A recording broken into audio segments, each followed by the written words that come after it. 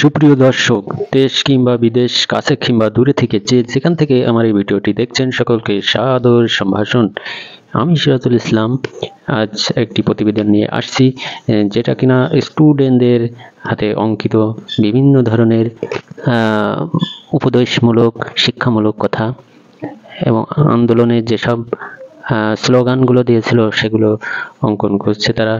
এটা ঝিকরগাছা কপোতাক্ষ নদের উপরে স্থাপিত যে নতুন ব্রিজ, সেটাতে তারা অঙ্কন করছিল বিভিন্ন নীতিমূলক, উপদেশমূলক ও শিক্ষামূলক লেখা।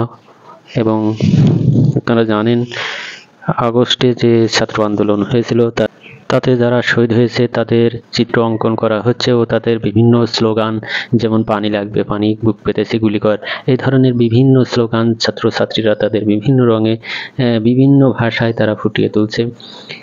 তো স্যালুট জানাই এই সকল ছাত্রছাত্রীদের যারা এই সকল কাজে নিয়োজিত আছে। তো ভিডিওটি আজ এই পর্যন্ত। ভিডিওটি যদি ভালো লেগে থাকে আপনারা অবশ্যই একটি লাইক দেবেন আর ভিডিওটি বেশি বেশি শেয়ার করে সকলকে দেখার সুযোগ করে দেবেন। তো আমি সিরাজুল ইসলাম আজকের মতো বিদায় নিচ্ছি, আবার আসবো পরবর্তী ভিডিও নিয়ে। সে পর্যন্ত সকলে ভালো থাকবেন, সুস্থ থাকবেন, ধন্যবাদ।